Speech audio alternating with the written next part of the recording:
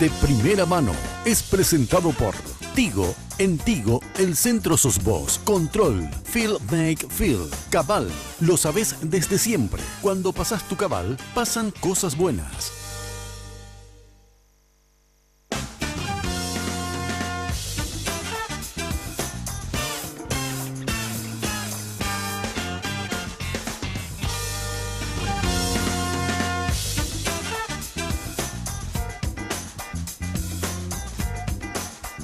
Buenas noches, ¿cómo están? Bienvenidos a esta propuesta de Red Guaraní de primera mano cada miércoles. El gusto de poder compartir con ustedes. Hace frío, se siente frío en la capital de la República y en todo el territorio. Alfredo Boxia, ¿cómo le va? Buenas noches. Buenas noches, Carlos. Buenas noches a todos los presentes. Andrés Riquelme, ¿cómo está? ¿Cómo está, Carlos? Muy buenas noches, mi respeto a los televidentes. Roberto Coronel, ¿cómo anda? Buenas noches, Carlos. Buenas noches a la gente en su casa también. Nuestro invitado de hoy, esta noche, abogado, Enrique Riera Escudero, actual ministro de Educación. ¿Cómo le va, ministro? ¿Cómo está? Buenas noches. Bien, un gusto, Carlos, un lujo estar con un panel crítico, reflexivo como este y a disposición de la teleaudiencia para debatir temas que creo que pueden ser importantes para todos. ¿Hace cuántos años falleció don Enrique? ¿12 años puede ser? 12 de abril del 2005. 12 años. Sí, un poquito más. Un poquito más. Se casó con una española, don Enrique. Carmen Escudero Herrera. La mujer más bella, más inteligente que conozco y de la cual estoy enamorado hasta hoy. ¿Y son ustedes 7 hermanos? Sí, señor. Don Enrique Riera, ¿qué le sugiere esa fotografía, ministro? Y mira, yo te diría que es mi mentor, es mi estrella que guía mis pasos y quizás resumiría de la mejor manera lo que siento por él hasta hoy, ¿verdad? Que yo me dedico a la gestión pública y a la política partidaria y nacional para que su lucha no sea en vano. Llevo su nombre, marcó mis pasos, marcó mis huellas y como yo era el menor de los 5 hermanos del matrimonio Riera Escudero, entonces, y era un buen alumno, era un buen tipo, me metía en todo en el colegio, en centro estudiante, en el coro, en la academia literaria, en la academia de la historia, en el rugby, y tenía muchas actividades. Entonces yo le invitaba a papá a las actividades, y papá extrañamente no aparecía o aparecía poco, por lo cual, como había 30 años de diferencia entre él y yo, normalmente lo recibía en el desayuno con un tobapucú razonable. Y como tenía el carácter un poco fuerte, mamá era la que mediaba, él me decía, Enriquito, no trata así a tu padre, pero él siempre estaba por llegar, acababa de salir o estaba en el campo, ¿verdad? Y tenía un padre semi-ausente, por decirlo de una manera. Entonces, en una oportunidad, buscando unos papeles para hacer un trabajo, en los primeros años de facultad, creo que fue, si la memoria no me falla, caen en mis manos unas cartas de un altísimo valor político, histórico. Algunas de ellas estuvieron en el libro de Mengo. Sí, señor. Exactamente. Cartas dirigidas a Laíno, a Osvaldo Chávez, a Gualdino Loera, a Mario Mallorquín, a Eduardo San Martín, a Agustín Oiburú. Y en algunas estaba firmado con su nombre, en otras estaba firmado El Quijote, en otros estaba firmado El Lobo, una serie de cosas medio raras. Hablo de cartas que tienen todavía el carbónico azul y escritas a máquina, vieja máquina mecánica. Y yo cuando leo ahí, por ejemplo, textos que vi en el libro de Mengo, donde decía a Agustín Oiburú, no, la lucha armada no es el camino, esto traería más luto y llanto a la patria, la democracia va a llegar más tarde o más temprano, cosas así. Quedé sorprendido, agarro las cartas, voy y lo encaro a papá y le digo, papá, ¿qué es esto? Y entonces ahí él me dijo, bueno, ahora que estás un poco más grande, debo confesarte algo. ¿Te acordás aquella vez que me invitaste a tu partido contra los Pumas? Ahora capitán de la selección y yo no estuve, yo estaba preso. ¿Te acordás aquella vez que me invitaste a tal cosa? Y yo no pude porque estaba confinado. Entonces le dije, papá, ¿cuántas veces estuviste preso? Yo creo que me hice más o menos 37 veces. ¿Y cuántas veces estuviste exiliado? Y 2. ¿Y cómo es esta historia? Y entonces, bueno, cuando tú naciste en febrero del 59, resulta ser que a nosotros nos corrieron en mayo del 59. Tenías 4 meses, no había puente, estábamos todos tirados en clorina, tu madre cruzaba en canoa contigo en brazos. ¿Qué te vas a acordar? Bueno, entonces yo obviamente quedé ahí congelado, como quien dice, y en un minuto pasé de ser de un hijo que reclamaba a ser un hijo que admiraba, porque él me dijo, tu madre y yo queríamos que ustedes no sufrieran este asunto para construir un país diferente y sin rencores en el futuro. En ese lugar, sentado en ese mismo lugar, alguna vez el senador Juan Carlos Galaverna dijo que Enrique Riera hizo de chofer cuando él tenía que escaparse y lo hacía en la valijera del vehículo. Es cierto. ¿Tenía seguramente 29, 30 años o menos que...? Sí, claro, porque a partir de ese momento yo le respondí a papá, bueno papá, a partir de ahora yo voy a dejar de hacer muchas cosas y voy a acompañar tu lucha para que no sea en vano. Y ahí mi vida pegó un giro, casi sin pensarlo, y una forma de acercarme a papá era a través de la política. Entonces asistí a todo lo que vino a partir de ese momento. Activamente te diría desde diciembre del 83, en que se produjo el retorno de los exiliados, cuando recordarás vos que Montanaro cruzó a Encarnación y le dijeron, en un periodista del territorio, creo que se llama El Diario, le dijo, ¿es cierto que hay presos políticos en Paraguay? Le dijo, no, pero acá hay unos cuantos que están afuera, siempre los mopocos están dando vueltas por ahí, la ANRE y la Resistencia, del exilio de Resistencia también, y entonces él dijo, pueden venir de a uno, y sin hacer política. Bueno, terminó de hablar y estaban cruzando en canoa. Ni terminó de hablar y estaban cruzando todo. ¿Y dónde se fueron todos esos señores? Fueron directo a la oficina de papá. Y yo estaba en una oficinita chica, era practicante, o sea, abogado recién recibido, y me dice, papá, por el interno vení, quiero presentarte a algunos amigos. Y ahí yo me voy y me encuentro con González Casabianca, con Gualdino, con todos los próceres que yo lo conocía en nombre, pero no personalmente, porque cuando yo hacía mis viajes de rugby, y consta en el archivo del terror, había un pelado con un gorrito de 3 fronteras que me decían, Riquito, bajado, te va otra vez. Yo le decía, yo soy capitán de la selección, me voy a jugar contra el equipo de Salta, así, siempre la misma historia, escribía máquina, ¿verdad? Bueno, y dentro de las medias y en mis bolsones yo llevaba Patria Libre, que era el órgano oficial del Mopoco y la Red del Exilio, que repartía con mis compañeros de equipo para pasar. ¿Por qué te cuento todo esto? Porque cuando venía, volvía a hacer el mismo tema, tenía que declarar, otra vez me bajaba y Riera, decía el tipo, yo me sabría, y los perros, este bandido, este terrorista, o sea, como son un equipo de amigos, me bajaba, me sentaba a la misma sillita, me tomaba nota y después me largaba. Nunca me hicieron más que eso en esa oportunidad.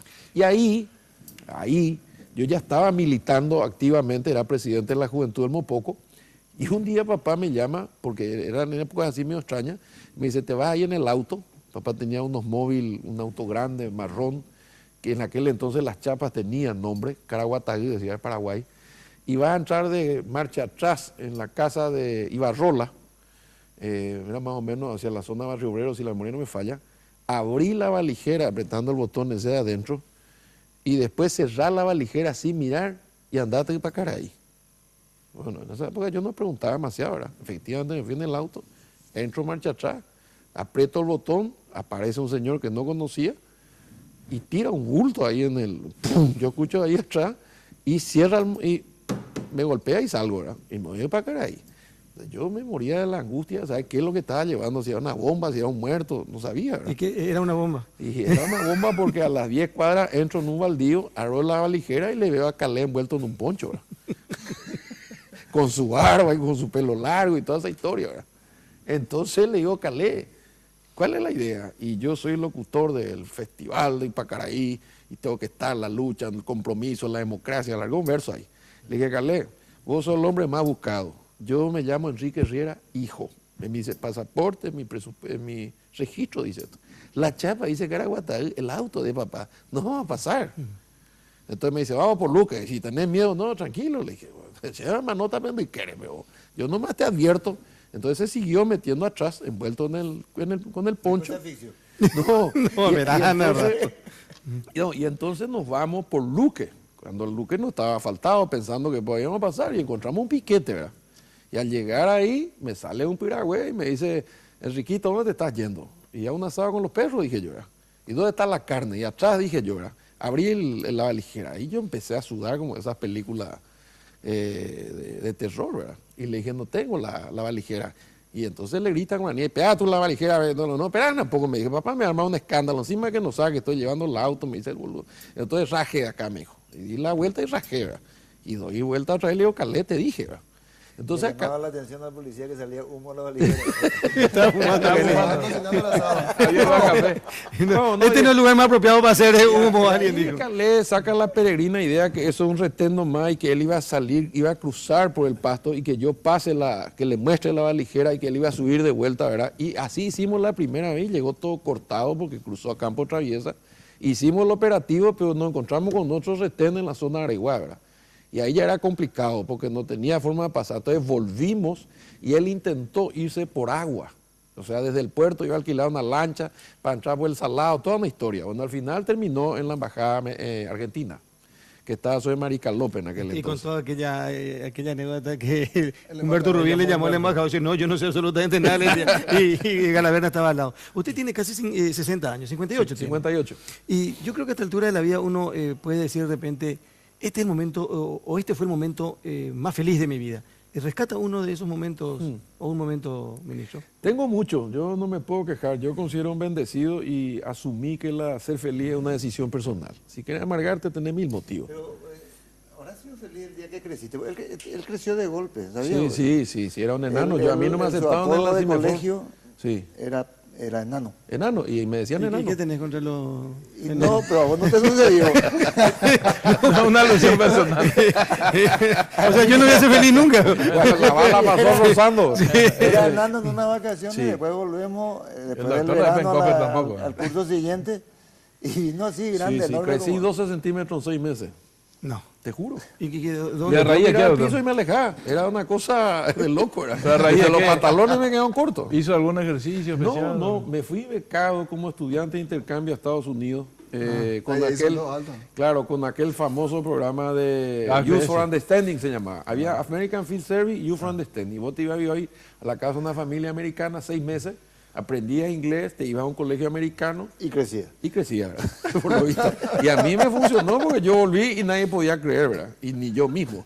Yo no entré el primer año en la Cimefor porque no pasaba la rayita. ¿Algún esa cambio que- de alimentación por ahí? No sé yo, pero me hicieron entrar después, ¿verdad? Porque Le llegué... hacían saltar para alcanzar el aro de la No sé, cancha. pero fue muy comentado. ¿no? ¿Sí? Sí, ¿En serio? Fue un hecho... Bueno, independientemente de ese momento feliz ese momento feliz. que a algunos sea, nunca le Alfredo, llegó. que, bueno, nunca fuimos a esa edad a los Estados Unidos, ¿verdad? O si no, imagínense lo que hubiese sido hoy. Perdón, ministro. No. Momentos felices, por eso te decía, y hice una introducción. La decisión personal de ser feliz es aprovechar cada momento y si uno quiere amargarse, siempre tiene gente más alta, más flaca, más plata, más linda. Bueno, y si quiere también sentirse bien, a lo mejor pensar siempre hay gente más pobre que tiene más problemas. Entonces, la clave está en estar exactamente en el contexto, en el lugar y disfrutar lo que te toca vivir y ser agradecido en ese punto de vista. Desde ese punto de vista, y ya que estamos hablando de papá, a quien lo extraño todos los días, probablemente uno de los momentos más felices fue cuando ganamos la Intendencia de Asunción, ¿verdad? Porque a papá, como a muchos de su generación, la dictadura le canceló 35 años de militancia, ¿verdad?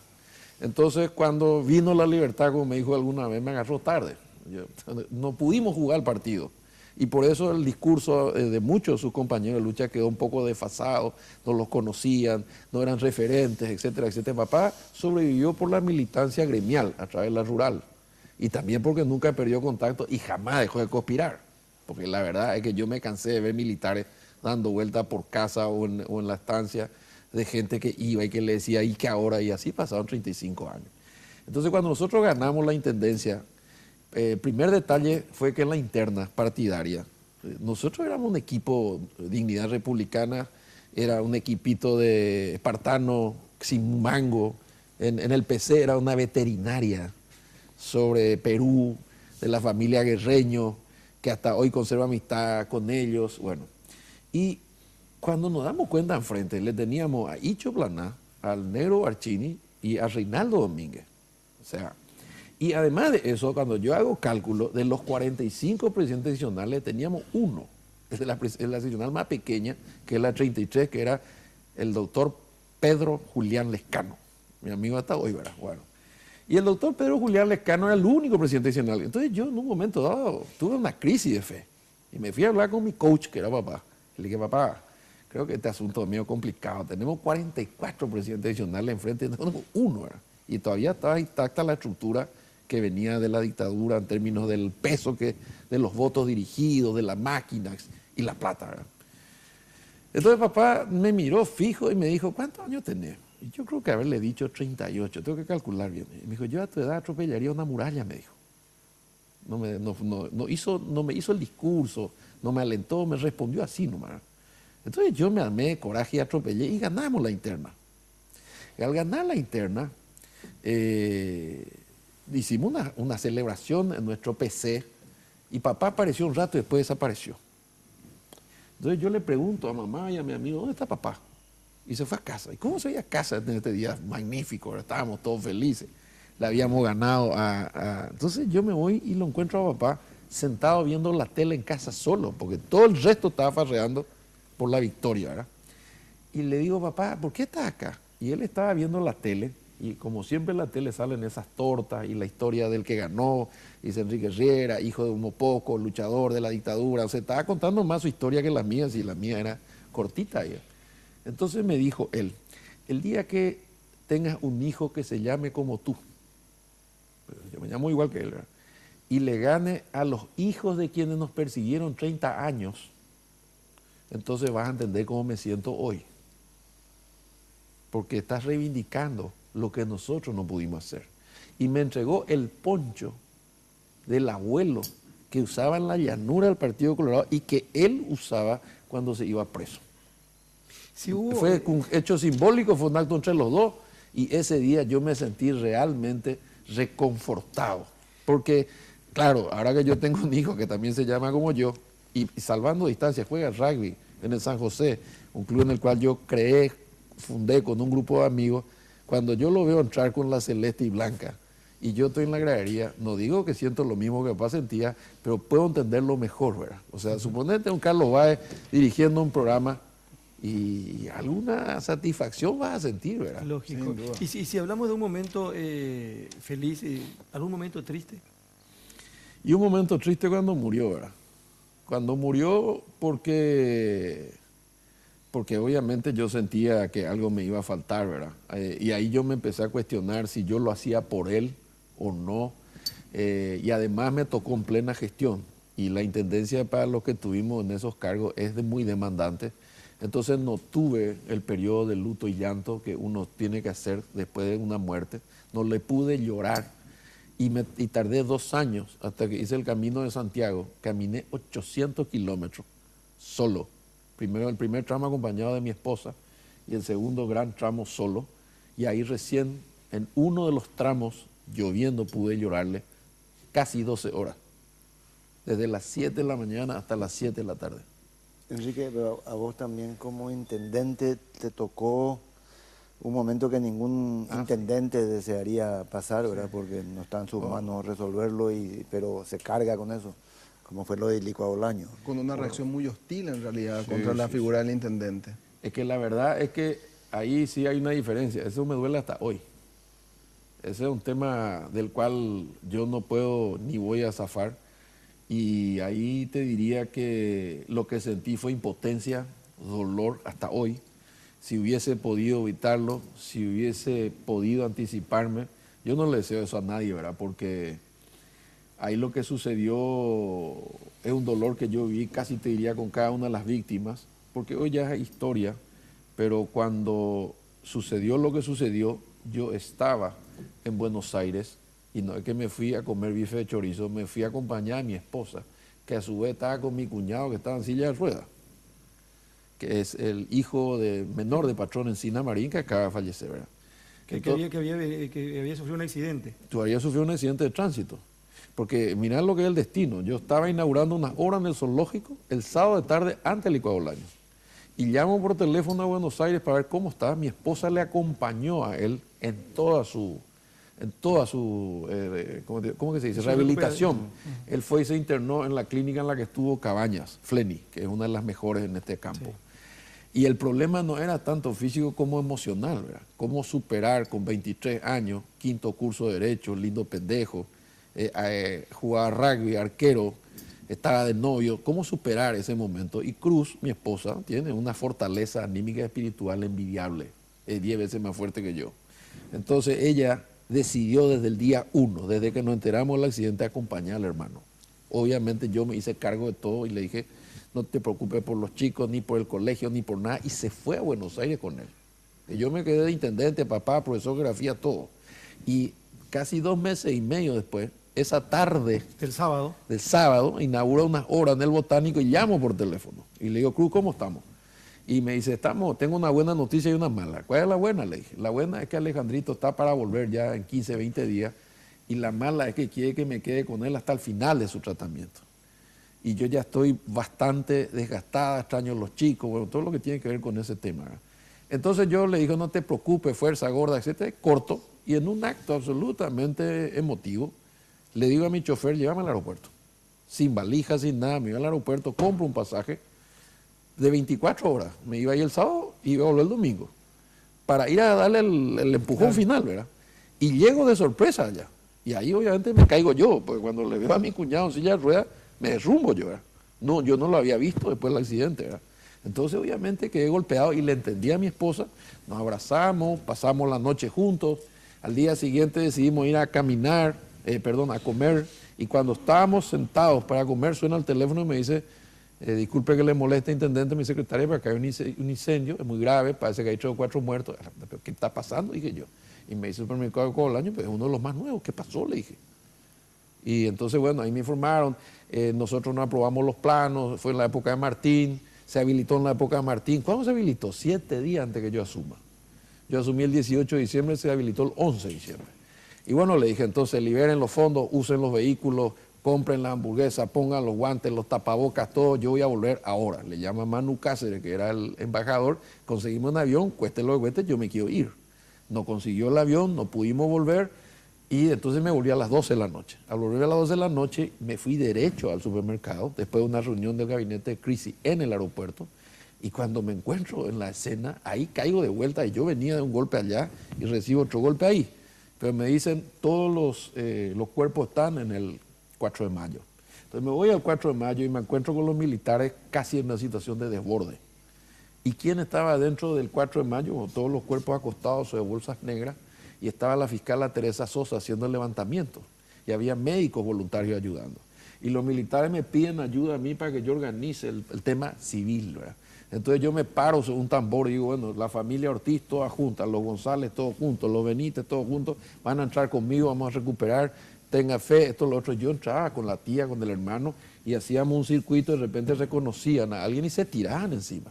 Y yo me tiraba con ellos y los salíamos y nos abrazamos, y se retiraba el cadáver y se hacía levantamiento en el vestuario, y salían por la puerta del fondo. Bueno, este procedimiento se repitió toda la noche. Cuando yo me di cuenta había amanecido 8 horas ahí. Después me fui al supermercado de vuelta, y ahí enfrente estaba la discoteca, ahí había otros cuerpos, y ahí con el equipo volví a hacer lo mismo. Jamás yo me preocupé por la cuestión política, hasta que de repente empecé a ver la aparición de algunos personajes que hoy conozco, con nombre y apellido, que empezaron con el tema de la agresión y el escrache, y entonces yo no les daba pelota, mi obsesión era ayudar a la gente. Y después se produce el incidente de la iglesia de Trinidad, donde rodean la iglesia, gente identificada con walkie-talkie, se escapa, vayan por atrás, tiran piedras, una piedra le roza a mi hija chiquita en la cabeza. Ahí yo tomé conciencia del peligro, yo no me había dado cuenta. Alguien se acostó detrás de mi camioneta para que yo no pueda salir. Yo tuve que salir en otro vehículo por la sacristía de la mano del obispo. Yo leí la lectura de ese día, leyó mi señora, me abracé con todas las víctimas y sus familiares adentro cuando viene el momento de darnos la paz. Yo estaba completamente involucrado en la tragedia y no le di pelota al tema político y mediático, ¿verdad? Era como si estuviera metido ahí. Pero aparte estaba destruido, estaba dolido, me había superado la crisis. Y ahí en ese momento, unos días después, yo me desvanezco. Entonces me llevan al sanatorio San Roque, me atiende Carmelo, me hace las pruebas de estrés y qué sé yo, y me dice, mira, físicamente estás muy bien, pero emocionalmente tu cerebro está derretido. Si vos hoy no parás, esto no te vas a recuperar. Entonces yo me voy una semana al campo, pido permiso para recuperarme, duermo 12 horas por día y vuelvo decidido a renunciar. Y le digo a papá, esto es mucho para mí, voy a renunciar, esto me excedió toda posibilidad, ya no tengo más nada que hacer. Y ahí papá me dijo, ese es el camino más fácil, lo que tenés que hacer es quedarte, aguantar lo que tengas que aguantar y ayudar a las víctimas, esa es tu obligación. Y otra vez tuvo razón, ¿verdad? Por eso digo que lo extraño, ¿verdad? Entonces me quedé por esa razón. Un gran dolor fue el Cuabo del Año. Hasta hoy.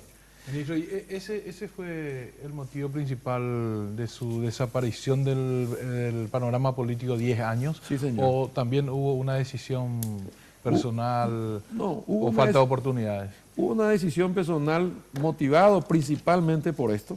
Yo necesitaba hacer un luto, no tenía espíritu para hacer política con una tragedia, un dolor tan grande. No me daba la gana, no quería más. Ya dije, bueno, sí, a pesar de que en la intendencia, cualquiera que tú ahí sabe, y le debe estar pasando a Mario, uno trabaja 17, 20 horas, se mata adentro, no pudo evitar. Entonces perdí las ganas de hacerlo y me fui. Y además, y el otro tema, que yo llegaba a casa a las 11 de la noche y mi señora me mostraba lo que mis hijos hacían en videos. Y un día me mostró mi hija bailando con un cántaro y yo esa mañana a la misma hora estaba viendo otra niña con un cántaro. Entonces dije, yo que le critiqué a papá que había desaparecido, estoy repitiendo la historia. Entonces yo necesitaba recuperar mi billetera, mi salud y mi familia, ¿verdad? Y entonces decidí parar. Y toda mezcla de esto hizo que yo me aparte. 6 años realmente estuve completamente fuera, volví a ser un tipo normal, abría la puerta, estacionaba mi auto y me iba a comer un asado como todos o a jugar fútbol con los perros, ¿verdad?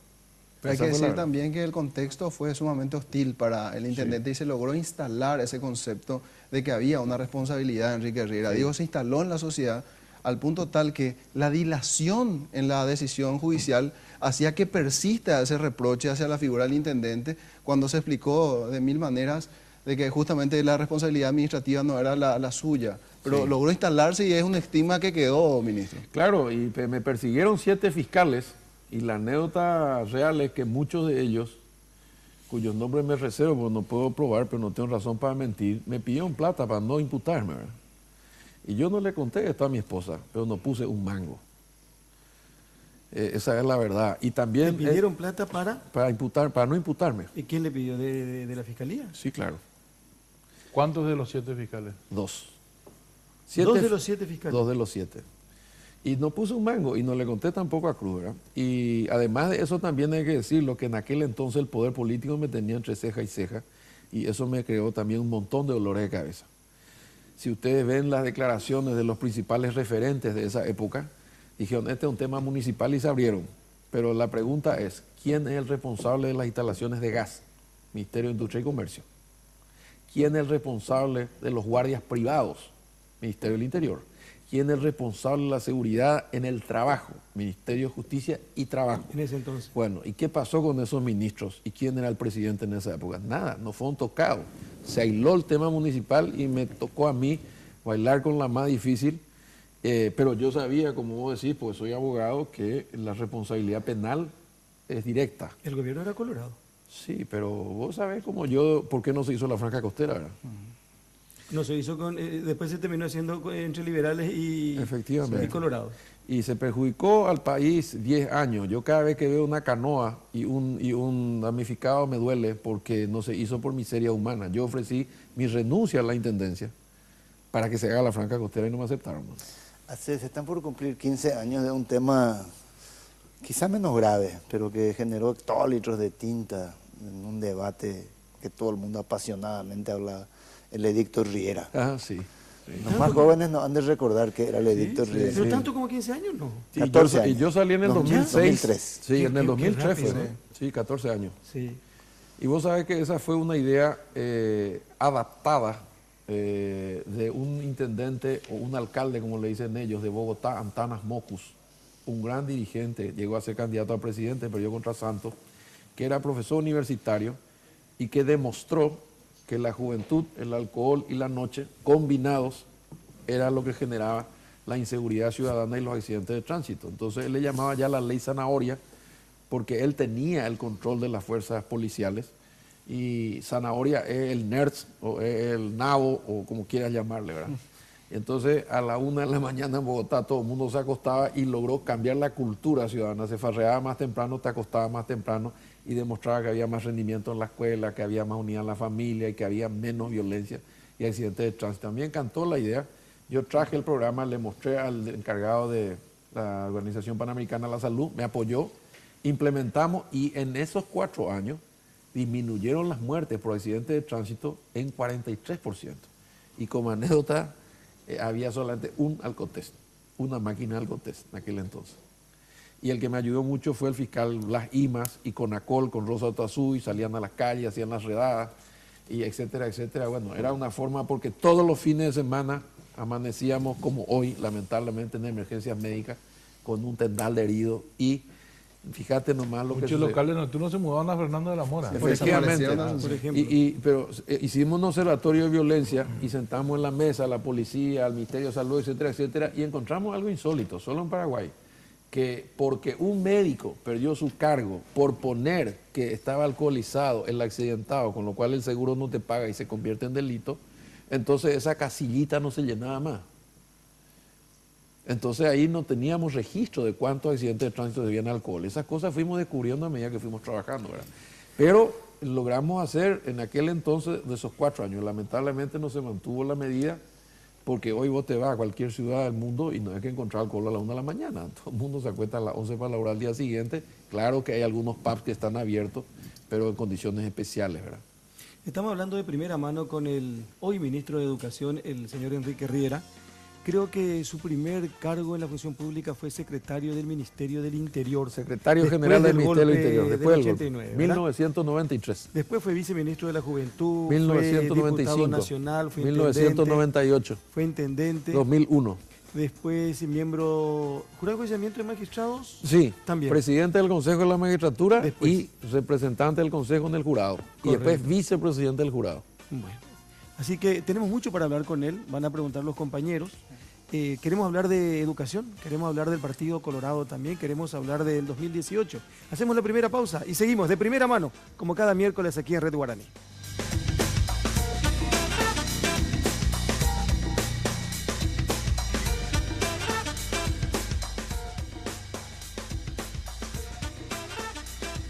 Si tenés TV de Tigo en casa, jugás de local. Viví la pasión del fútbol nacional con imagen digital en alta definición. Consulta disponibilidad técnica y contrata tu plan desde 99.000 guaraníes llamando al asterisco 611 o al 021 618 9900. Porque en Tigo, el centro sos vos.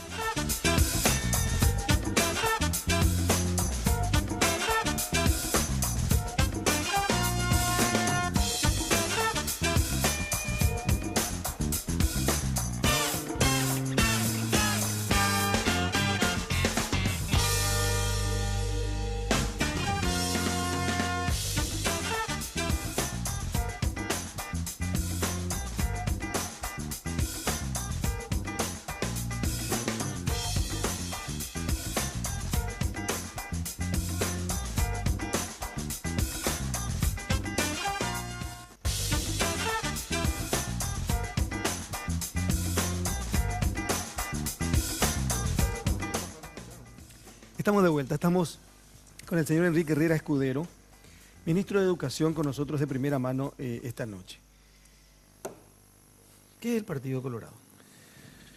Partido Colorado es un sentimiento, es una tradición, es una ideología, es una forma de vida, tiene sus valores, tiene sus principios, tiene sus hombres y mujeres, y en lo particular, en mi interpretación, fue creado por un gran hombre como fue Bernardino Caballero, y otros de aquella época, pero él es claramente su fundador más importante, para reconstruir la patria después de la hecatombe del 70. Por eso es que tiene una inspiración nacionalista, una inspiración popular, una inspiración pluriclasista, y creo que hay un debate ideológico en cuanto a centro, izquierda y derecha que todavía nunca se hizo profundamente, porque como llegó a adquirir un gran peso electoral, hubieron circunstancias en la que fue vaciado de su contenido ideológico y fue utilizado, por ejemplo, al servicio de la dictadura. Los que venimos del Mopoco sostenemos de que si bien el Partido Colorado formal apoyó al general Stroessner, eso no fue gratis, fue porque fue vaciado de la dirigencia más democrática en las épocas anteriores, y hay hechos históricos que así lo avalan, con números de detenidos, de exiliados, etcétera, etcétera, en diferentes etapas, ¿verdad? Desde el momento que el general Stroessner accede en el 54 al poder, por razones todos conocidas, en el 55 ya vino el primer problema, se produce la unidad, ¿verdad? Mi abuelo no firmó la acta de unidad, en aquel entonces uno de los pocos dirigentes de peso, él era tesorero del partido en la llanura, y luego se produce la salida de Epifanio, que era otra de las ramas fuertes, y luego se produce en el 59 la diáspora de la dirigencia más granada en aquella huelga obrero estudiantil que fue dispersada a sablazos por Duarte Vera, que era jefe de policía en la época de Edgar L. Frank como ministro del Interior. Y en aquel entonces mi padre era el presidente en ejercicio y era miembro de la unicameral, porque no había bicameral aquel entonces, como diputado y bueno, presidente de la Juventud del Partido Colorado. Y ese grupo de diputados denuncia en la Cámara de Representantes y pide el juzgamiento del ministro del Interior y del jefe de policía y su destitución, ¿verdad? Y eso fue en la sesión del 29 de mayo de 1959. Y Stroessner viene asesorado por gente que en aquel entonces pensaba, como tenía facultades por la Carta Política del 40, firma el decreto con fecha del 28. Entonces, de tal manera que la decisión tomada el 29 no tenía efecto porque le había disuelto la Cámara antes, ¿verdad? Tenía facultades para hacerlo. Y ahí se produce una persecución generalizada. Y entonces si uno lee, y Mengo nos puede dar fechas, datos más precisos que yo, yo creo que fue un copamiento del Partido Colorado hasta que terminó la militancia del 87, ya donde directamente fue un partido stronista con todas las letras, y eso hizo que se creara el Movimiento Popular Colorado, la ANR en el exilio y la Resistencia. Después tuvo variantes, Mopoco Nacional, se llamaba Mopocona, después tuvo el Mopoco, que es liderado por González Casabianca, que era el sector contestatario. Cuando cae Stroessner en el 89, se produce el reencuentro partidario y se negocia con el sector ortodoxo y se divide la Junta de Gobierno y se le da un tercio, tanto en el Parlamento como en la Junta de Gobierno, al sector, y se juntan persecutores con perseguidos en un acto de tolerancia que hoy deberíamos aprender, ¿verdad? Y ahí tratan de remar juntos, pero en mi opinión, mis mayores se equivocan buscando caminos electorales y les costó mucho, y era razonable, los 30 años de exclusión partidaria, y no dieron paso a las nuevas generaciones. Nosotros tuvimos una reunión con todos estos próceres del partido y le pedimos por favor que se pongan de acuerdo en un candidato y que le íbamos a apoyar todos para sostener la bandera. Bueno, aunque parezca mentira, se presentó Miguel Ángel Aquino por su lado, Gualdino Lovera por su lado, González Casabianca por su lado, el hijo de Epifanio, Bernardino, por su lado. Papá no se presentó porque él dijo que quería la grande, pero era la carrera por la Junta de Gobierno, y de ahí viene la famosa anécdota que Gualdino, siendo un referente moral, su lema era fuerza moral para el cambio, terminó con menos de 10% de los votos, ¿verdad? Y entonces se fueron quedando fuera y nosotros como jóvenes elegimos otro camino, decidimos insertarnos, ¿verdad? Y entonces yo, con la edad que tenía, decidí largar la candidatura de mi finado y querido, nos fuimos a buscarle a Pangracio, que era el referente moral de la época, y Pangracio nos sacó por baranda. Miguel Ángel Pangracio. ¿Sí? Nos dijo, no tenemos posibilidad, no, qué sé yo, y no nos hizo mucho caso porque es lógico, ¿quién le ofrecíamos nosotros, ¿verdad? Después nos fuimos a buscar a Encina Marín, mi suegro, que falleció hace unos días, lamentablemente, ¿verdad? Y Patrón aceptó el desafío, hicimos un peseito y empezamos, y después tuvo un problema de salud, nos quedamos sin candidato. Y mientras estábamos discutiendo el candidato, se abre la puerta y entra el ingeniero Juan Bautista Ibáñez, conocido letradito, ¿verdad? Coordinadora Colorada Campesina. Correcto. Y la capital, ahí apareció, y entonces nos dice, mira, Enriquito, nosotros somos toditos campesinos. Ahí estaba Arturo Martínez, estaba Venancio Díaz, todo el equipo de intendente de Misiones, el viejo intendente de Encarnación Cubilla, ¿verdad? Zacarías. No, Zacarías.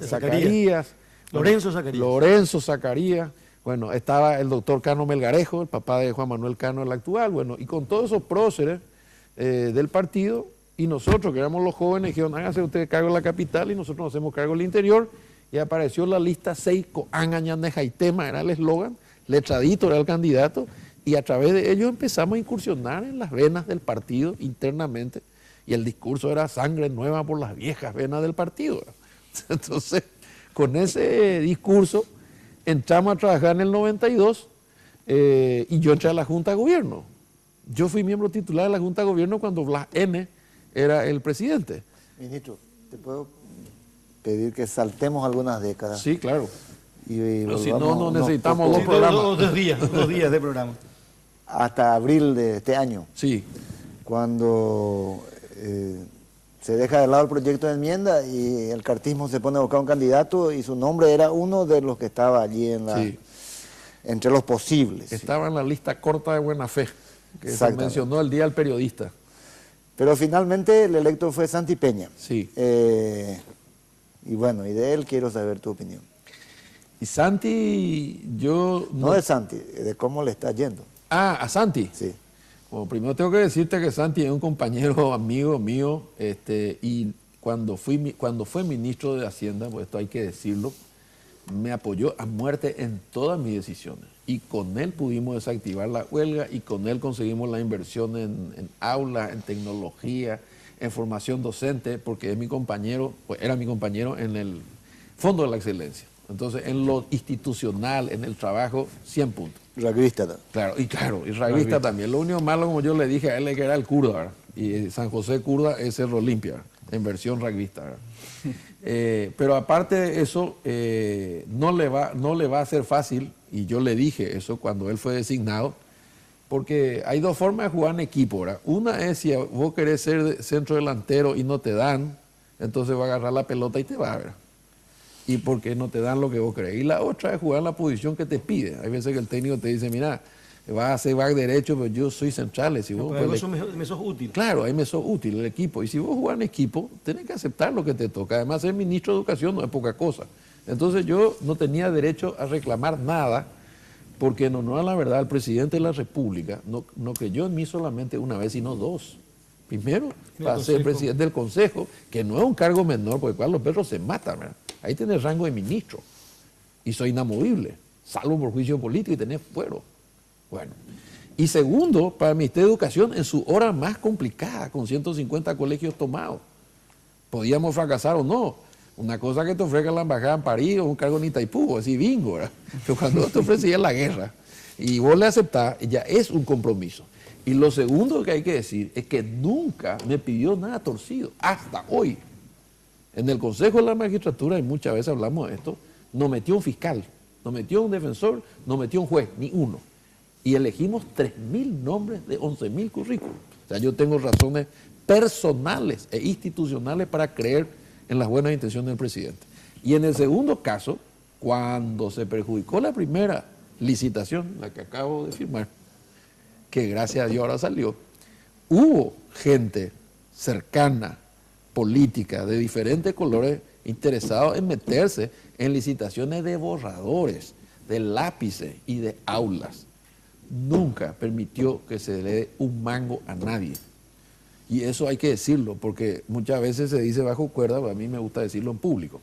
Entonces, cuando el presidente opta por la figura de Santi Peña, haciendo una apuesta alta por razones que presumo que evaluó, por la juventud, por la imagen, por la idea, por la generación, por la forma de ser, haciendo un cambio, o quizás para enfrentarse con Marito, que tiene más o menos el mismo rango de edad. Entonces, obviamente, al principio uno queda un poco golpeado, porque no hay que negar que uno está equipado, listo para entrar, pero el técnico elige otro jugador y no jugar en el puesto que querés. Pero usted le dijo alguna vez, creo que a Mina Feliz Ángel, que el entorno del presidente de la República le marginó a usted, ¿sí o no? Sí, yo creo que sí. Yo creo que influyó, ¿verdad? Porque si la hinchada te acompaña, a lo mejor se puede evaluar de otra manera, ¿verdad? Pero ese es un capítulo terminado porque yo estoy decidido a apoyarlo a Santi. ¿La hinchada le está acompañando? ¿A Santi ahora? Sí. No todavía con toda la fuerza que debería.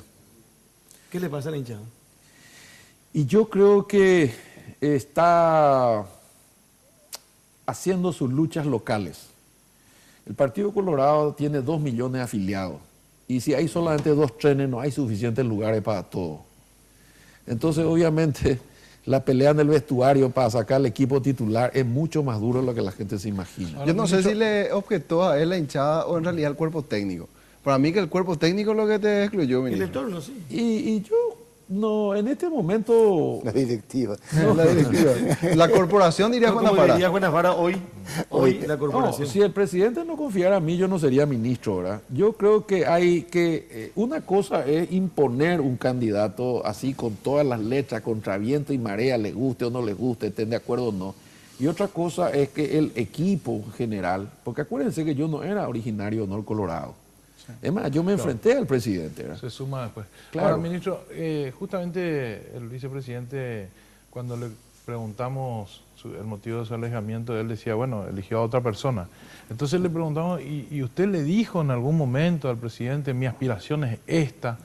Usted acaba de decir, voy a jugar el partido en un puesto en donde no es el que quiero. Con eso dejan claro que lo que quiere es ser candidato a presidente de la República o lo que le gustaría.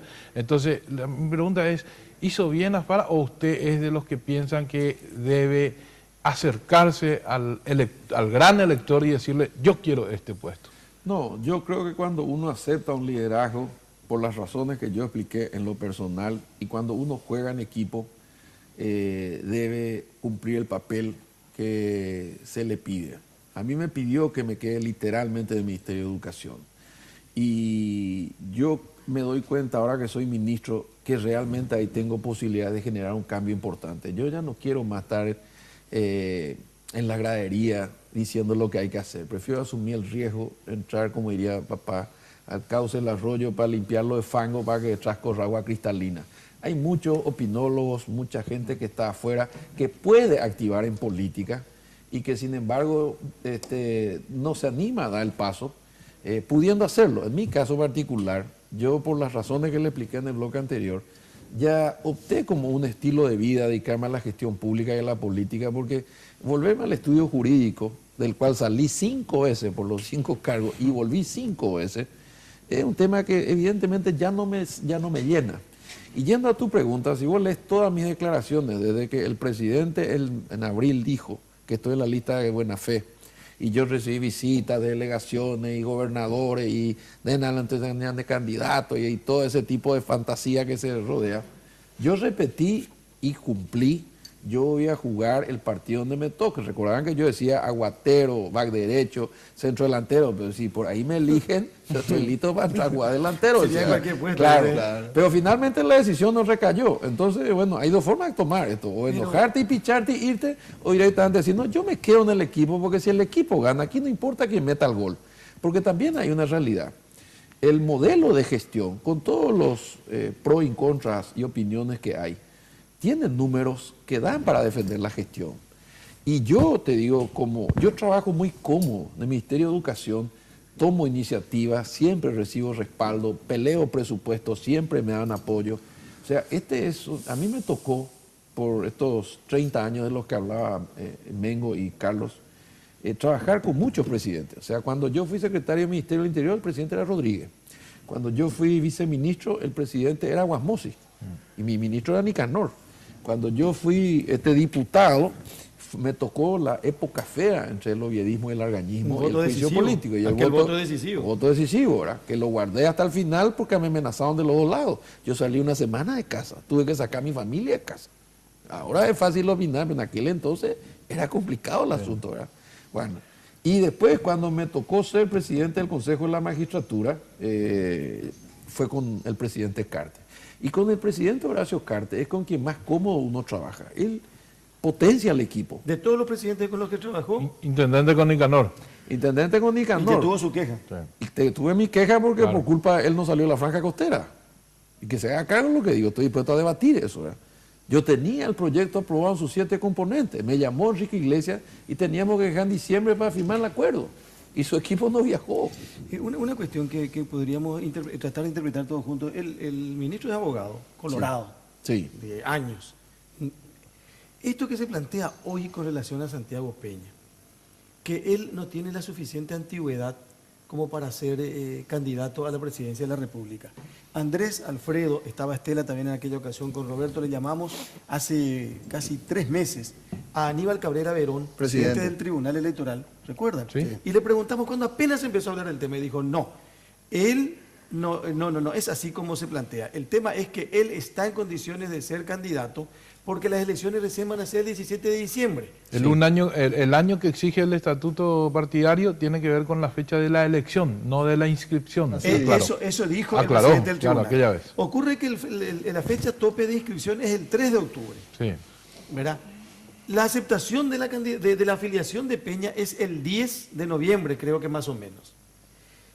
Y nos dan los números para el 3 de octubre, no dan. Pero para el 17 de diciembre da el tiempo. ¿Qué pasa? Decíamos un ejemplo futbolístico. Si hay una fecha tope para presentar la lista de buena fe, como 3 de octubre, aquel jugador... Y el clásico es en diciembre. Y el clásico es en diciembre, o la Copa Libertadores en diciembre. Este jugador tiene que estar en la lista de buena fe para jugar el 17 de diciembre. Si no está en esta lista de buena fe, puede perder los puntos acá. Me decían algunos hoy. Y le agrego algo más y después pedimos su interpretación. Otros dicen que Santiago Peña no puede ser el candidato porque todavía el Partido Liberal Radical Auténtico no le aceptó la renuncia. Para mí que eso no corresponde, porque lo que vale es la última afiliación. Claro, la ley electoral. Y no hay que no se venga con ese tema de que tiene que aceptarle el partido, que tiene que ya firmar su renuncia allí en el local del partido. Es que esa ley es justamente para evitar este tipo de cosas, para que un partido político no lo tenga ahí atado a alguien. Así es. Pero entonces descartamos ese tema de que se le tiene que aceptar la renuncia. Ahora digo, en el tiempo. Santiago Peña, pues usted sabe, usted conoce, aparte sabe perfectamente la de qué estamos interpretación va a ser jurídica y también va a ser política. Santiago Peña está habilitado. Si el presidente del Tribunal Electoral Partidario, que es la máxima autoridad que va a administrar las elecciones partidarias, dice está habilitado, está habilitado. El que así no lo crea tendrá que impugnarlo y el tribunal tendrá que expedirse. Y probablemente por la Constitución habrá una mayoría del tribunal y si no va a terminar en el Poder Judicial, ¿verdad? Y para que cuando se defina en el Poder Judicial ya van a terminar claro, las elecciones. pero realmente yo que interpreto que es o una maniobra distractiva o un temor anticipado. Si teóricamente no tiene el acompañamiento, si no tiene el apoyo, si no tiene posibilidades. Si la encuesta no le ayuda. Si la encuesta no le da, entonces ¿cuál es el problema? ¿Por qué no lo dejan correr si es tan fácil? Porque yo creo que ellos saben que en el Partido Colorado, sobre todo en la interna, la dirigencia local juega un papel muy importante. Porque por el sistema de funcionamiento interno del partido, lo importante para el pueblo colorado, o para la dirigencia media, o para la dirigencia local o regional, es que el afiliado tenga un contacto con quien puede llegar al poder. O sea, para entendernos, el candidato, el señor Coronel, el candidato a gobernador, el señor Báez, y el candidato a diputado, el señor Boxia. Bueno, si Mengo, Carlos y el señor Coronel me conocen a mí, no importa si Coronel me conoce a mí, porque el día que yo tenga algún problema o necesite alguna mano, o tenga alguna dificultad, voy a recurrir a tu casa, que sé dónde está y a quien te acompaño hace 20 años. Entonces, una vez que se definan las candidaturas regionales, y en algunos lados va a haber confrontación, como el caso de Alto Paraná, donde Romero Roa se va a enfrentar a Zacarías. El caso Paraguarí. O el caso Paraguarí, donde probablemente Carles Benítez se enfrenta a Baruja. Bueno, pero todos van a llevar la bolsa a los votos a Santiago. Bueno, una vez que esas luchas regionales o definiciones regionales terminen y los heridos se reacomoden enfrente, ¿verdad? Entonces se va a producir un salto cualitativo en la campaña. Yo creo que Santi va a ganar y nosotros estamos comprometidos a acompañarlo. Creemos que es una persona que puede, bueno, además, realmente y con mucho respeto, enfrente. Yo no veo proyectos, yo no escuché todavía. ¿Cuál es el proyecto que propone el adversario? ¿Qué quiere hacer? ¿Quiere volver al viejo partido? Al de la piñata, bro. El que llega al poder, rompe, a ver qué te toca, o hacerse de... Porque ¿cuál era el esquema tradicional que se rompió con el presidente Carti? Esto hay que decirlo, y yo que vengo de adentro te conozco, ¿verdad? El que llega al poder nombra a los que le hicieron llegar ministros. El ministro estaba autorizado a hacer caja y a armar su aparato. Para empezar a incursionar. Tenía venia. Tenía la venia. Entonces picaba. Hoy no hay eso. No hay.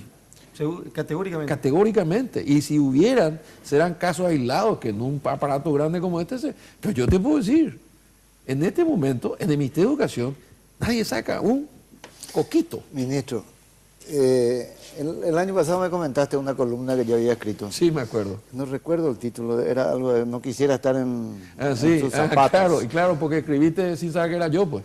Claro, había renunciado la Marta Lafuente Marta decía, Lafuente, le tengo pero pena, no sé quién es, pues ya le tengo Al pena. sucesor dijiste. de- Yo leí el sábado, yo ya sabía que era. El viernes ya sabía Y de- le iba a llamar, Mengo, me está condenando. ¿verdad?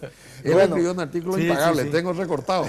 Pero a lo que iba es lo siguiente, en aquel momento asumía con un verdadero desastre de tomas de colegio Sí, 150. y un maleficio de caída de techo, uno tras otro Sí, se todos caían los los días. techos de las escuelas. Alguien silbaba y se caía el techo. No dormía. Y ¿no sentiste un poquitito de insomnio? Porque Sí. a que todo eso comenzó con un colegio Sí. que no se solucionó bien, no se El de arregló la bien pared. y después Claro.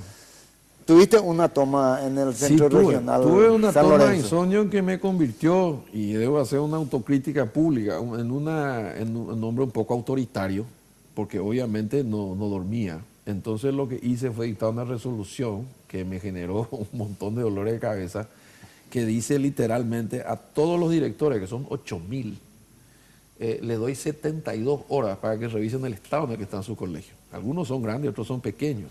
Cuando más o menos un tercio de ellos, entre WhatsApp llamados, de sus protectores políticos o personalmente me dijeron, ministro, usted está loco, yo no soy albañil, yo no soy arquitecto, yo soy ingeniero, ¿cómo yo voy a saber? ¿Verdad? Y encima le pedía que informen en 5 ítems: el piso, las paredes, el techo, muy primitivo esto, ¿verdad? La instalación eléctrica y otros, que podía ser cualquier cosa, ¿verdad? Y en 3 niveles, rojo, amarillo y verde, el famoso semáforo. Semáforo. Bueno, pero ¿cuál fue mi gran sorpresa? Que a pesar de que me maltrataron, en 72 horas, y colgué en la página web del ministerio para que vos llenes desde Itacurú, de algún ciberweb, los datos para cumplir con la resolución, pero de los 7.000 colegios, 3.500 lo hicieron por la web de algún celular, alguna tablet, qué sé yo, y 3.500 me trajeron papeles, ¿verdad? Y ahí yo dije, bueno, este ministerio, entonces, ¿cómo puede hablar reforma si no puedo ni siquiera hablar con los directores o interconectarme con ellos, ¿verdad?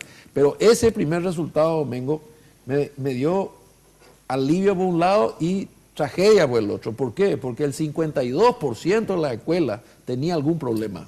52, 1 de cada 2, 3.000. Entonces dije yo, acá estamos fritos, esto está destruido, estas son décadas que no se hizo nada. Entonces yo, ingenuo, llamo a la dirección de infraestructura que está en el organigrama. Y sí, señor ministro, que venga acá toda la dotación. Y aparece 12 arquitectos e ingenieros. Y yo tenía que controlar 3.500 escuelas. Entonces, ¿cómo iba a mandar a peinar en el terreno lo que mis directores me decían que aparecía como una rajadura o cupillo o lo que sea? Entonces, invento un verso, para eso somos... Y establezco un programa Escuela Segura. Conseguimos una remera que me donó la universidad y meto bomberos, policía, ingenieros, círculo arquitecto, voluntario, las regionales de la ANDE, las regionales del INDER, le llama a Soledad, le pido las obras que ella está haciendo para mandar al ingeniero que está cerca de la escuela a revisarme. Darme un pequeño despelote, en el buen sentido de la palabra, y salieron a peinar y llegaban. Usted, el director Carlos Báez, decir, bueno, usted informó acá que su escuela está en rojo, muéstreme por qué. Y luego le llevaba y le decía, y acá está todo rajado. No, pero ese es un problema de humedad nomás, señora. Ese pasaba de rojo a amarillo o de amarillo a verde. Cuando filtro toda esa información de vuelta, entonces sí se reduce a un número razonable, 15% con riesgo de derrumbe, 500 escuelas. Y ahí organizo un operativo refugiados sirios y desalojen la escuela. ¿Y dónde le vamos a llevar? No me interesa, a cuarteles, a iglesias, a tinglados, no se puede caer una teja sumita ahí. Aparte yo tenía el fantasma de Coabolaño, ¿verdad? Real. Entonces obviamente era un riesgo muy grande. Y empezó a mover los niños con grandes pelotes y empiezan a aparecer las aulas móviles de Plan Paraguay, de UNICEF, de PNUD. 150 aulas móviles tengo. Y tengo 2 escuelas metidas en cuarteles y tengo más o menos 100 metidos en iglesias. Y mientras tanto estoy reconstruyendo, que es lo que acabo de adjudicar. Pero ahí empecé a dormir un poco más tranquilo. Pero no hay ninguna fiabilidad que algunas de las que aparece verde se caiga mañana, como pasó en Ciudad del Este. ¿No te acordás que se cayó en el área 1? Se caen las verdes también. Sí, claro. Tenemos que hacer una pausa y después, Andrés. Sí, después le voy a Y- consultar algo que no podemos dejar de preguntar. Sí, señor. Ya me imagino de qué Sí, se sí, trata. sí, Bueno, lo que quiero decir a modo de información nomás que hoy se le incorporó a Eduardo Peta en el tribunal, en el Padrón Colorado. Sí. Sí, Leí la resolución. oficialmente hay una resolución del tribunal a propósito. Otra pausa y en un ratito seguimos de primera mano. Enrique Riera Escudero, ministro de Educación en Red Guaraní.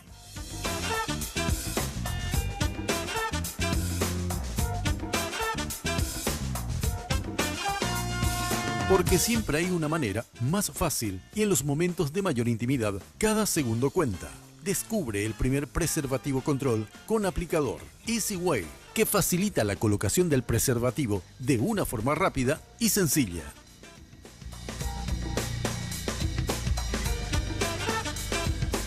Sugar, fábrica de momentos. Vení a descubrir ese toque que va a encantar a los tuyos. Tortas, postres helados, alfajores, variedad de bocaditos dulces y salados. Todo para ese mágico momento. Sugar, Avenida República Argentina, 1194, esquina de Las Palmas. Reservas y delivery al 601-995, 611-475 o al 0982-827.000.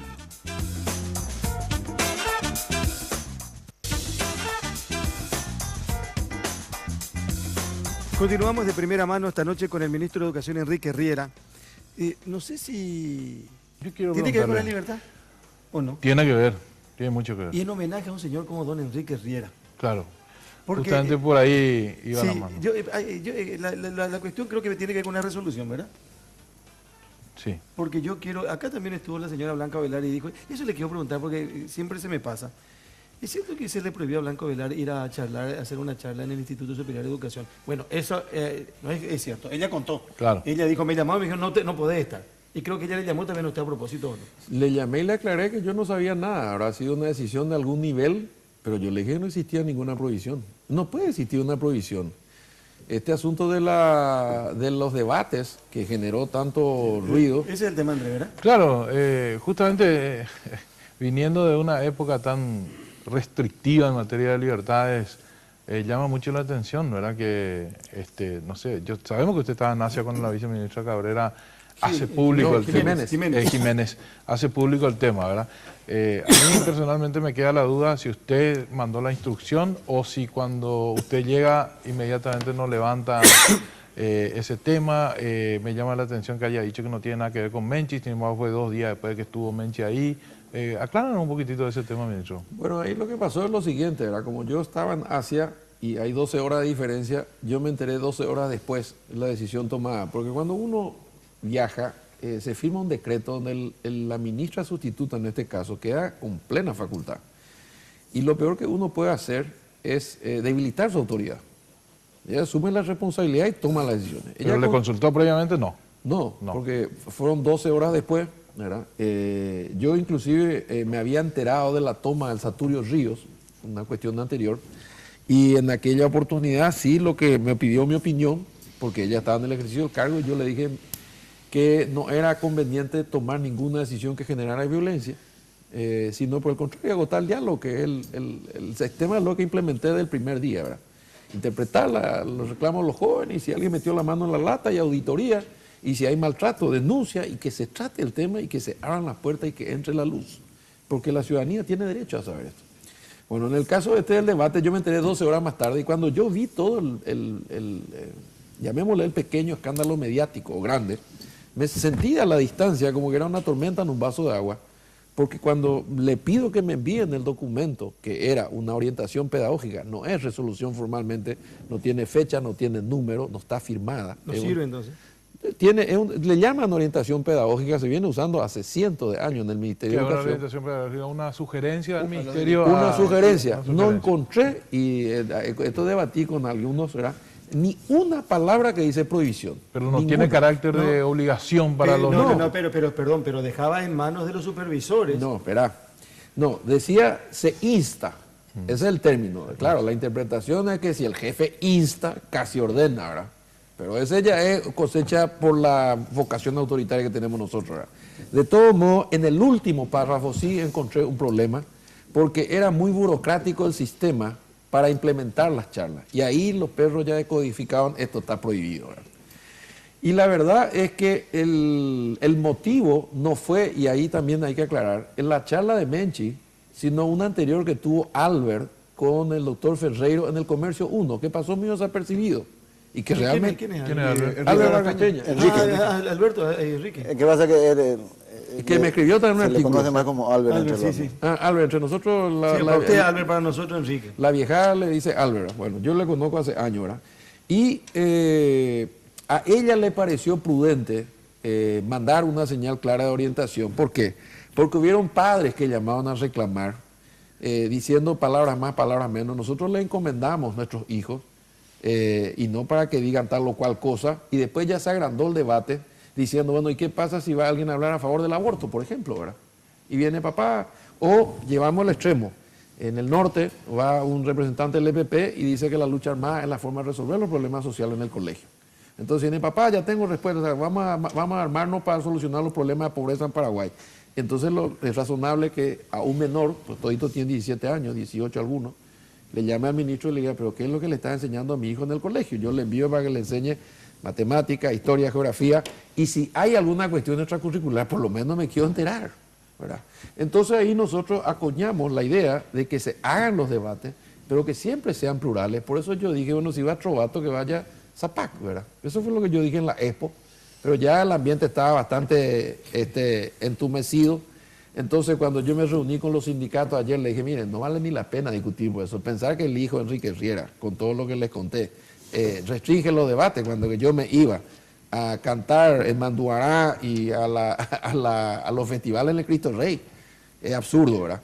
Lo que sí tiene que haber, como en la guerra y en la democracia, algunas reglas básicas, y entonces se decidió derivar en el EGIE, que es un cuerpo instalado oficial dentro de cada colegio, que está representado a los 4 miembros de la comunidad educativa. Está el presidente del centro de estudiantes, está el director o directora, está un representante de los padres elegidos por sus pares y está un representante de los docentes elegidos por sus pares. Entonces el señor va y dice, yo quiero hablar de libertad de prensa sobre tal o cual tema, y entonces el EGIE comunica a la comunidad educativa o asume la responsabilidad y se va el señor Carlos Báez a ese tema. Ministro, muy lindo eso, pero ¿qué pasa cuando aparece un acto así? Pero esto es en vacaciones de invierno y fuera de horario laboral. Estos son docentes de Ñembucú. Son docentes de Ñembucú. Y me preguntaron y le dije que lo hagan. ¿Pero en un colegio?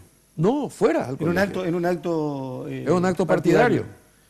Y yo, si se reúnen, por ejemplo, docentes liberales, mismo y texto. se ponen la camiseta, se ponen... Desde la vereda para afuera, Carlito. Yo voy a blindar la educación pública dentro del colegio. Adentro, la Luis Roja, paz, libros, trabajo y formación crítica de paneles plurales. Bueno, pero dentro del colegio entonces tampoco se tienen, independientemente que estén o no haciendo un acto partidario, nadie se tiene que poner la camiseta de nadie a la hora de tomar una decisión con relación, no quiero que venga Albert, no quiero que venga Menchi, no quiero que venga Boxia. Nadie. Pero ¿cómo queda entonces? Porque se queda en la nebulosa. No, entonces queda en la nebulosa. Vos podés organizar la instancia del ministerio. No, el director. El director tiene lo que se llama el EGIE regulado por una resolución antes que yo llegue. Ya está funcionando. ¿Qué hace el EGIE, que son los 4 estamentos? Hasta te diría el presupuesto. A ver, volviendo a su colegio. ejemplo, un colegio del norte, Sí. en Norqueta, Sí. decide llevarle a una persona de izquierda. Sí.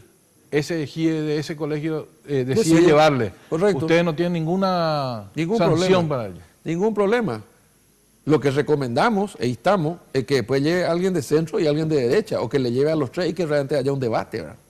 Para que escuchen las 3 versiones, para que tengan una formación Ministro, plural. A mí me parece, yo no estoy completamente de acuerdo. Yo creo que hay demasiado autoritarismo, demasiado paternalismo disciplinario, es casi estronista en ese tipo de intervenciones. Es cierto, el ministerio tiene la obligación de cuidar, de que no haya excesos, pero debería dejar que, Que los jóvenes elijan. que los centros de estudiantes tengan mucho más libertad, muchísimo más. Claro, y que convoquen a cualquiera. Pero es que no, vamos a llegar a ciertos absurdos. Un centro de estudiantes quiere debatir sobre la libertad de expresión. Entonces traen a un abogado que les hable a favor de la libertad de expresión. Sí. Y para que haya equidad, habría que poner a alguien que esté en contra. No, alguien que ponga límites. Por ejemplo, Pluralismo. ¿qué es libertad de expresión? Yo te puedo decir lo que quiera a vos, porque vamos a ponerle otro ejemplo. Suponete que diga, bueno, yo quiero llevar a un sacerdote islámico. Y otro dice, Perambo, yo quiero que venga uno a Manda Marga. Perambo te dicen lo otro. O vamos a hablar de un tema sensible, aborto y eutanasia. Pro aborto. Entonces, El padre no se entera y la hija viene al mediodía a contarle feliz de que ya tiene solución y que si ella se llega a embarazar ya tiene resuelto el problema porque va a abortar. Y el papá, que tiene a lo mejor una profunda vocación católica o religiosa, le dice, pero yo te envío al colegio para que por lo menos quiero saber qué es lo que mi hija escucha, son menores. Yo soy responsable de todo lo que se enseña en los colegios, Mengo. Y esos padres confían en el ministerio para la educación curricular. Todo lo que es extracurricular, yo tengo la obligación de informarles. Pues te voy a decir un caso más simple. Cuando nos quedábamos fuera de hora para organizar la kermés, el torneo de fútbol o un festival, ¿qué es lo que nos entregaban? Una hojita que había que firmar y te decían a tu papá que te pase a buscar una hora más tarde porque se iba a discutir tal tema. Ministro, o sea, es un problema de información. Ministro, vos no estuviste, vos mismo lo dijiste al comenzar, Academia Literaria, Sí. Academia de la Historia, Sí. Centro de Estudiantes, Sí. debates de todo tipo, de lo Sí. que se podía ¿Y quién atender prohibió en alguna aquella- vez? Y en la ¿Y peor cuál- época, a lo mejor... Pero no se hacía sin comunicarle a las autoridades del colegio, hasta por razones de seguridad. Por eso decía lo del extremo. No puede entrar y salir alguien de un colegio público cuando quiera y como quiera, sin ni siquiera comunicar a la autoridad. Pero lo que no Pero está también, bien. que se comunique, pero que no se prohíba. ¿Y dónde dice prohibición? El apellido Riera es prohibido prohibir. Carlito, Además, Carlito, no dice prohibición en ningún lado, ni en mi ausencia, ni la viceministra en sustituta. Pero demasiado, Prohibió. Pero no hace falta que demasiado diga claro eso. está, además, que eso ocurre 48 horas después, no de lo de Albert, ni Ni del lo de- aborto, ni de la nada. eutanasia, sino de la presencia de Menchi, que molesta profundamente a alguna persona que está por encima tuyo, y que por eso salió una prohibición de tinta autoritaria. Bueno, la interpretación, yo... Que quizá no se iba a dar, conste a su favor, ministro, si usted estaba en el país y ponía un Y poco de... probablemente hubiese evaluado, ¿verdad? Pero ahora para evitar todo este pequeño escándalo, yo mismo revisé y dije, ¿dónde dice prohibición? Y lo que se cambió fue el último párrafo que acabo de corregir, diciendo que cada ejido resuelva en su colegio. Ministro, Comandante, pero lo que ¿usted puede asusta cambiar más esto, no? es que usted le llama pequeño escándalo, o sea, minimiza la situación, cuando en realidad lo que estamos hablando es del pensamiento crítico de un estudiante. Es decir, le estamos diciendo lo que tiene que pensar y no a evaluar lo que está consumiendo. Es decir, yo creo que la enseñanza, aparte, lo que debe dejar una educación de parte del ministerio es enseñarle a los alumnos a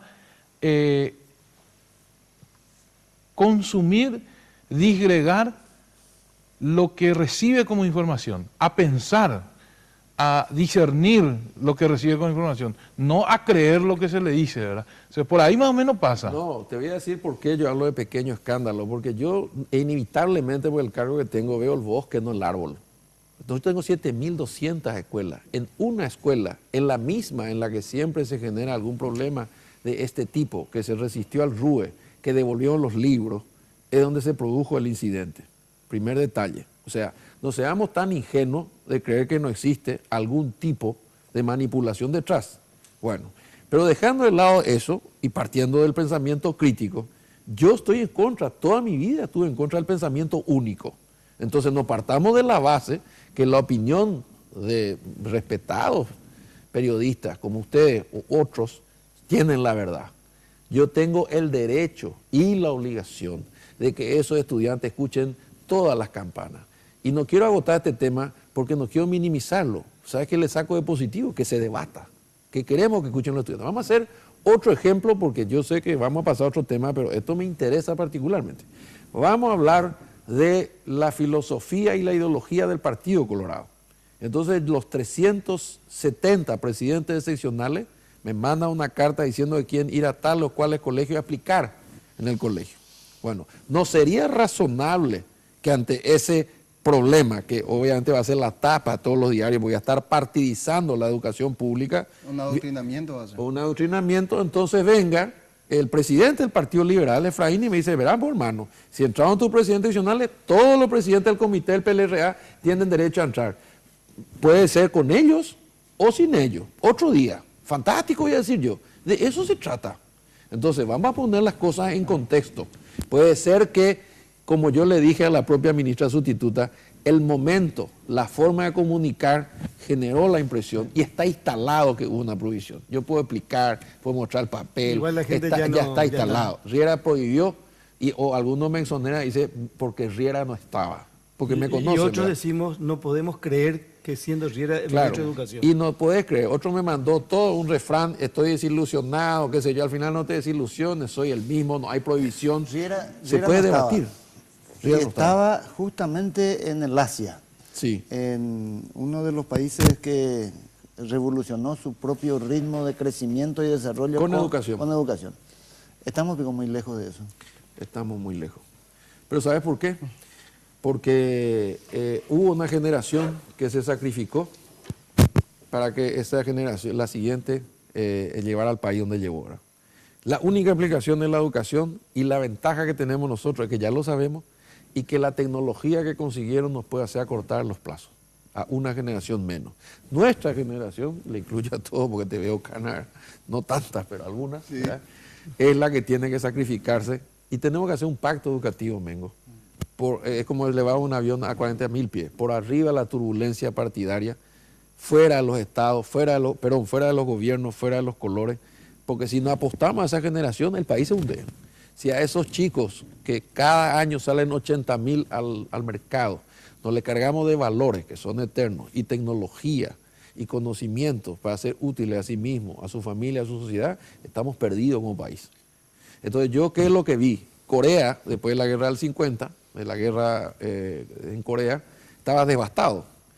Japón, después de 2 bombas mundiales, devastado. En 50 o 60 años, porque la generación primera se sacrificó, logró apostar a la cabeza primero. Y yo le hice una pregunta que espero que mi amigo Ramoncito Jiménez no se enoje.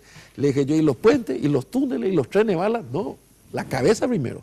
Con esas cabezas hicimos los túneles, con esa cabeza hicimos los trenes, con esas cabezas hicimos los puentes.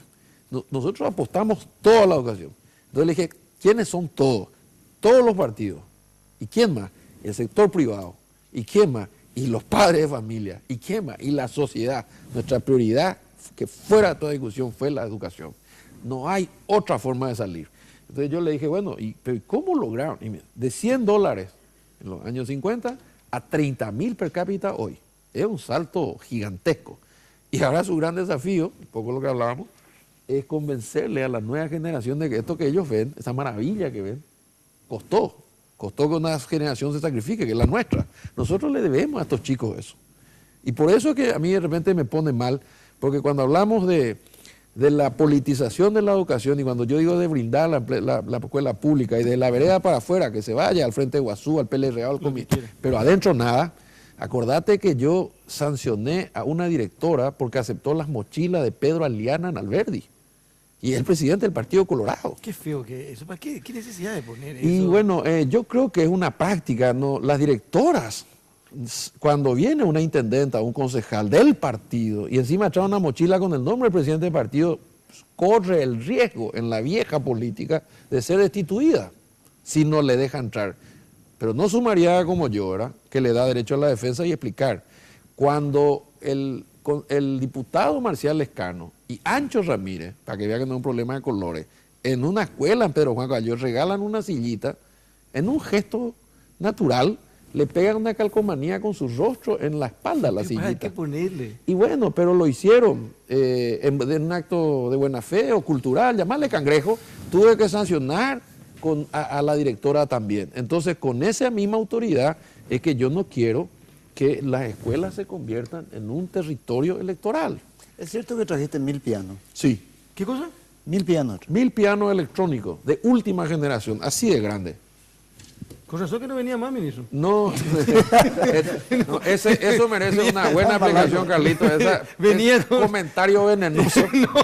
No, pero en serio. No, pero te voy a explicar por qué. El año pasado, cuando yo asumí, esto no sabía la primera que soy ministro, los embajadores religiosamente tienen una primera visita de cortesía, ¿verdad? Y revisar agenda, qué sé yo. Y todos me invitaron, el de Corea, el de Japón y el de Taiwán. A todos les dije, yo no puedo viajar mientras las escuelas se caen. ¿Qué me van a decir los perros? Este ya asume y está ahí, además es lejísimo, ¿verdad? Entonces les pedí disculpas, les expliqué y lo entendieron. Este año me cayeron de vuelta los 3. Entonces les puse 2 condiciones y les agradezco públicamente que las hayan aceptado. La primera, me voy a ir una sola vez a la región. No puedo yo irme una vez a cada país porque son 10 días cada viaje. Me voy a ir a Taiwán y voy a saltar de Taipei a Seúl, de Seúl a Tokio y después voy a volver. Entonces, un día y medio ida, otro día y medio de vuelta. Y en el medio, no más de 4 días en cada país. Y mi única prioridad es tecnología para la educación. Porque ¿cuál es la diferencia entre esos países y nosotros? Nosotros enseñamos computación, ¿verdad? ¿Qué es instrumental? A manejar la computadora. Ellos enseñan a aprender con la computadora. Y entonces hoy tenés tablets y el profesor con la tablet te pasa la tarea en el aula y si vos querés entrar para hacerte el vivo y divertirte con un jueguito, te apaga la tablet desde su tablet y después proyectas la tablet en una tele como esta. Y entonces obviamente el juego se hace interactivo porque es la manera que se combate la retención escolar. Los chicos hoy tienen tablet en su casa y no tienen en la escuela, entonces entran a un museo, ¿verdad? Entonces nosotros necesitamos incorporar la tecnología en aula. Y el Ministerio de Educación, desde que yo asumí, se encontró con una gran sorpresa. 200 millones de dólares listos del 2012 que no se habían utilizado. Allá ya no se usa más tiza ni regla, ¿verdad? No. Ni tiza ni regla. Los pizarrones son electrónicos. Ahora por alumno hace unos años. Sí, señor. Está aplicándose en Cacupé con mucho éxito y va a continuar.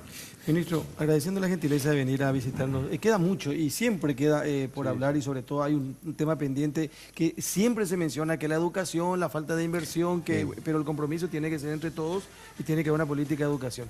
Esta pregunta tiene que ver con una cuestión y con esto nos vamos. ¿Le hubiese gustado enfrentar a Mario Odo Benítez en la interna colorada? Sí, me hubiese encantado, porque hacemos poco contra tronismo, ¿verdad? pero digo, quiero ser claro en esto, ¿verdad? Porque sería ingrato. Yo formo parte de un equipo, juego donde el equipo me pide, le voy a acompañar a Santiago y voy a tratar con todas mis fuerzas que gane. Y naturalmente si gana como esperamos, la interna y las nacionales, voy a tratar de poner la experiencia y la inteligencia que he adquirido en todos estos años para que haga una buena gestión desde donde me toque otra vez.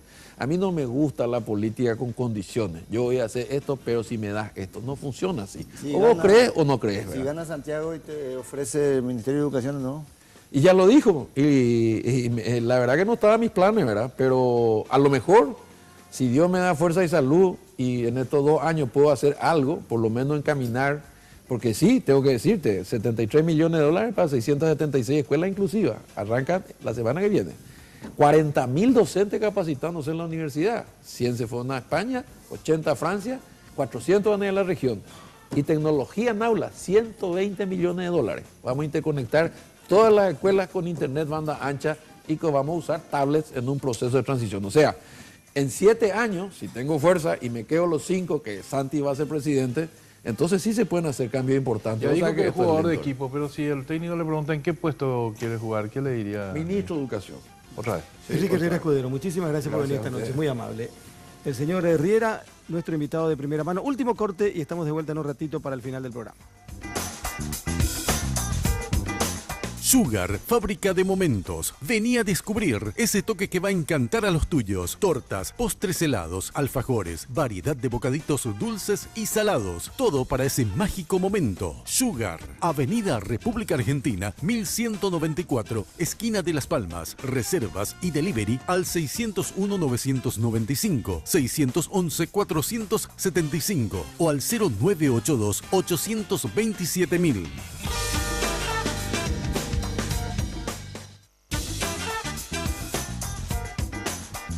Bueno, señoras y señores, estamos cerrando nuestra presencia esta noche. El ecuabolaño me causó el mayor dolor. Estuve a punto de renunciar, dijo, entre otras cosas. ¿Cuánto del ecuabolaño? 16 años ya. Casi 16 años. ¿Y 2004? 13 años. En ¿Perdón? agosto va a ser 13 años. Sí, 2004. 13. 1 de agosto de 2004. El 1 de agosto del 13 años. 2004. Domingo. 13 años. En van a 15 ser días finalmente, más. sí. Me hubiese gustado enfrentar a Marito. Seríamos poco contra el estronismo, dijo Sí, también. sí. ¿eh? Entre otras Frase cosas. más fuerte. Trajo 1000 pianos. Mi piano y muestra un profundo afecto hacia su padre. Eso, señor padre. Sí. Hablando de eso, comandante, si me permitís hacer un saludo, voy a salir. ¿Cómo no? Voy a saludar a mi padre, Alfredo Boxia Romañat, que hoy cumple 90 años. 90. Felicidades. Muchas Muchas felicidades, felicidades. Alfredo. Y don Enrique Herrera fue el creador de aquella frase. A mí me gusta discutir con el que te dice que 2 más 2 es 4, porque te dice 2 más 2 mandioca. Está medio complicado. Bueno, señoras y señores, siempre es un gusto compartir con ustedes. Gracias a los compañeros, a la gente que nos apoya operativa y técnicamente. Mañana tempranito, a las 5 de la mañana, si Dios quiere, estamos en Monumental AM 1080, como todos los días de lunes a viernes. Y la próxima semana, el próximo miércoles, nos volvemos a encontrar. Buenas noches. De primera mano fue presentado por Tigo. En Tigo, el centro sos vos. Control, Feel Make Feel. Cabal, lo sabés desde siempre. Cuando pasás tu cabal, pasan cosas buenas.